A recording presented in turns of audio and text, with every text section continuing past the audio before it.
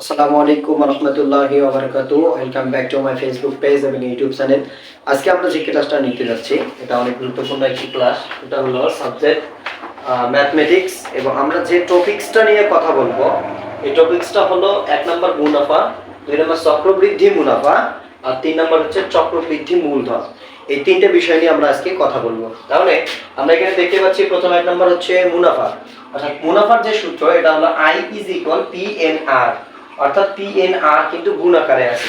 কখনো যদি আমাদেরকে P এর মান বের করতে বলে তাহলে P এর সঙ্গে যেহেতু এই NR গুণ আকারে আছে সেহেতু আমরা এই I টা ওইদিকে গেলে NR এর সঙ্গে ভাগ হবে।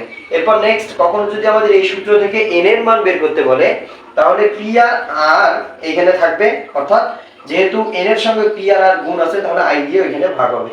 এরপর নেক্সট যদি আমাদেরকে কখনো এই সূত্র থেকে R এর মান বের করতে বলে তাহলে অবশ্যই P আর N এর সাথে R গুণ আছে তাহলে I দিয়ে ওই পাশে ভাগ হবে। এরপর নেক্সট আশা করি আমরা এটা বুঝতে পেরেছি যে সূত্রগুলো কিভাবে হয়ে থাকে। এরপর নেক্সট হলো চক্রবৃদ্ধি মুনাফা। অর্থাৎ চক্রবৃদ্ধি মুনাফাকে C দ্বারা প্রকাশ করা হয়। এই চক্রবৃদ্ধি মুনাফার সূত্র হলো P * 1 + r⁴n মাইনাস হলো P। এবং নেক্সট যে চক্রবৃদ্ধি মূলধনকে A দ্বারা প্রকাশ করা হয়। Next A = P * 1 + r⁴n। এখানে যদি কখনো P এর মান বের করতে বলে তাহলে অবশ্যই এই P এর সঙ্গে যেহেতু 1 + r⁴n গুণ আছে তাহলে A গিয়ে ওইদিকে ভাগ হবে। তাহলে P = A / 1 + r⁴n। এরপর আমাদের এই প্রত্যেকটা রাশি দ্বারা এই চলকগুলো দ্বারা কি কি বোঝায় এটা হলো দেখব। এখানে I হলো মুনাফা, P আসল বা মূলধন, তারপর R মুনাফার হার যেটা পার্সেন্টেজে থাকবে। অবশ্যই আমরা পরবর্তী ক্লাসগুলোতে এটা অঙ্কের মাধ্যমে দেখাবো।